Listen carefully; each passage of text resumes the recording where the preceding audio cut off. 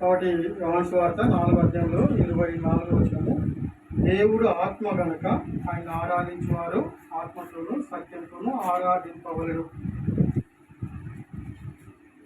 తర్వాత 23వ వచనంలో, అయితే యథార్థముగా ఆరాధించువారు.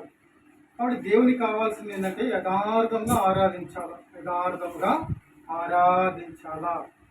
కాబట్టి కీర్తన 18లో ఏమిటంటే దేవుడు యథార్థవంతుడు. కీర్తన 18లో దేవుడు ఎవరంటే యథార్థవంతుడు. మనం కూడా ఎట్లా ఉండాలా? యథార్థవంతులుగా ఉండాలి. యథార్థత అంటే దేవుని వాక్య ప్రకారంగా మనము జీవించాలి. కీర్తన 18:30 వచనంలో, దేవుడు యథార్థవంతుడు, యెహోవాకు నిర్మలం. దేవుడు ఎవరు? యథార్థవంతుడు, ఆయన సత్యవంతుడు. కాబట్టి మనం కూడా సత్యము, మనం ఎట్లా ఉండాలా? సత్యాన్ని కలిగి ఉండాలి, అబద్ధాన్ని కలిగి ఉండకూడదు. దేవుడు యథార్థవంతుడు కనుక మనం కూడా యథార్థంగా ఈ లోకంలో జీవించాల. వాక్యపు వెలుగును అనుసరించి, వాక్యం యొక్క వెలుగు ప్రభావము అనుసరించి జీవించాలా, వాక్యానుసారంగా జీవించాలా. అదే యథార్థత.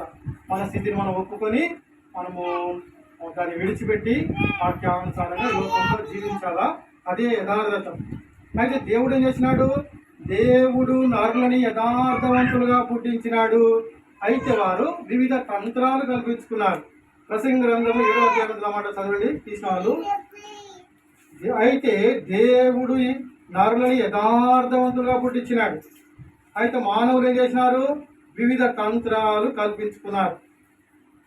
కాబట్టి దేవుడు యథార్థవంతుడు కనుక మనల్ని కూడా యథార్థవంతులుగా పుట్టించినాడు. చదవండి. ఒకటి మాత్రం నేను కనుగొంటిని, ఏమనగా దేవుడు నరులను యథార్థవంతులుగా పుట్టించను గాని వారి వివిధమైన తంత్రములు కల్పించుకొని ఉన్నారు. కాబట్టి ప్రసంగి 7 చివరి వచనంలో, ఇది ఒకటి మాత్రం నేను కనుగొంటిని, ఏమనగా దేవుడు నరులను యథార్థవంతులుగా పుట్టించను గాని వారు వివిధ తంత్రమును కల్పించుకొని ఉన్నారు.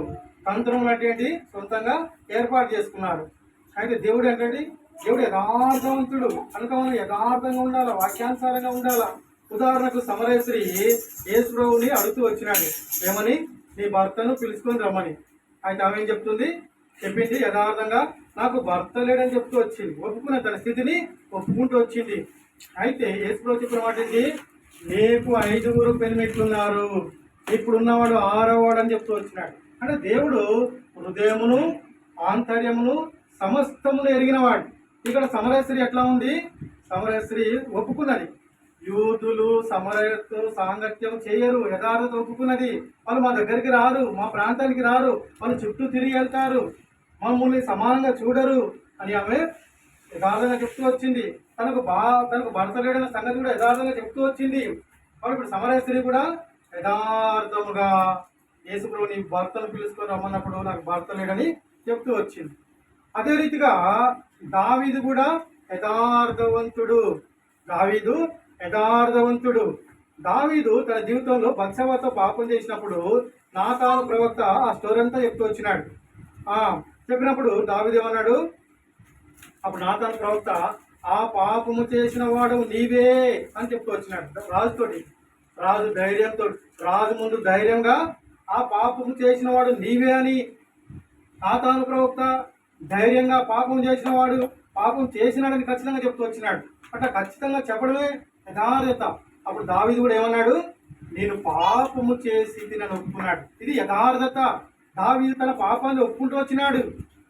సమరయశ్రీ నాకు భర్త లేడని చెప్పుకుంటూ వచ్చింది. దావీదు యథార్థవంతుడు, దేవుడు యథార్థవంతుడు.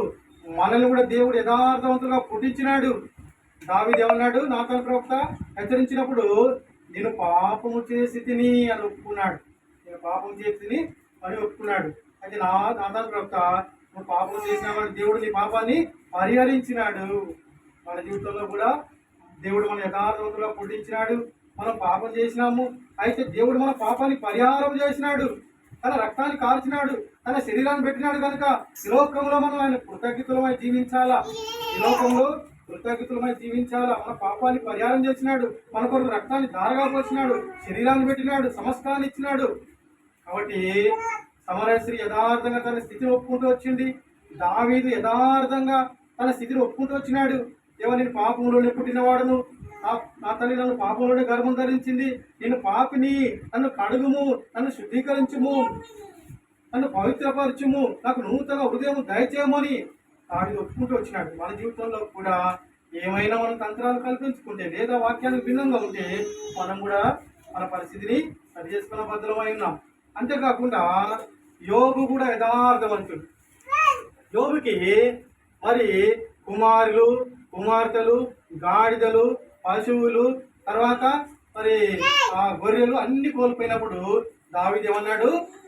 యోబు ఏమని చెప్తున్నాడంటే, యెహోవా ఇచ్చాను, యెహోవా తీసుకొని పోయింది, యెహోవా నామమునకు స్తుతి కలుగును గాక.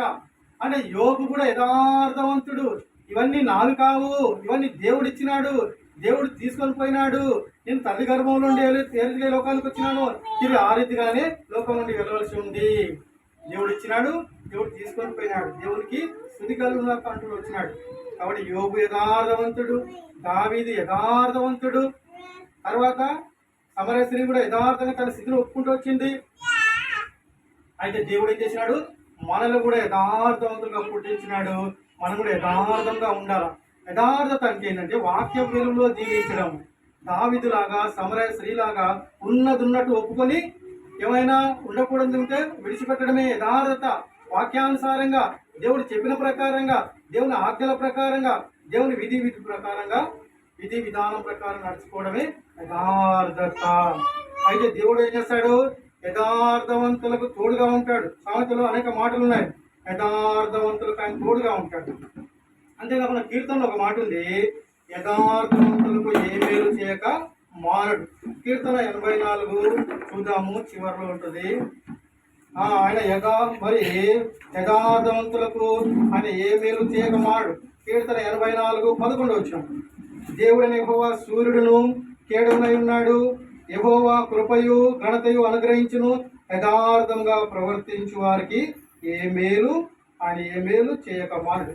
మనం కూడా వాక్యానుసారంగా జీవించినప్పుడు, మనం కూడా యేసు ప్రభువును అనుసరించి జీవించినప్పుడు, మనం కూడా ప్రేమ కలిగి జీవించినప్పుడు, మనం కూడా క్షమాపణ కలిగి జీవించినప్పుడు, ఆయన మాట ప్రకారంగా ఆజ్ఞల ప్రకారంగా జీవించినప్పుడు దేవుడు ఏం చేస్తాడు? దేవుడు మనల్ని మేలు చేస్తాడు. యథార్థవంతులకు ఆయన ఏ మేలు చేయక మానడు. యథార్థవంతులకు ఆయన తోడుగా ఉంటాడు. సామెతల మాట, యథార్థవంతులు ఆయన వర్ధిల చేస్తాడు. అంతేకాకుండా యెహోవా నేత్రములు యథార్థవంతులను బలపరచడానికై లోకమంతా ఏం చేస్తా ఉన్నాయి?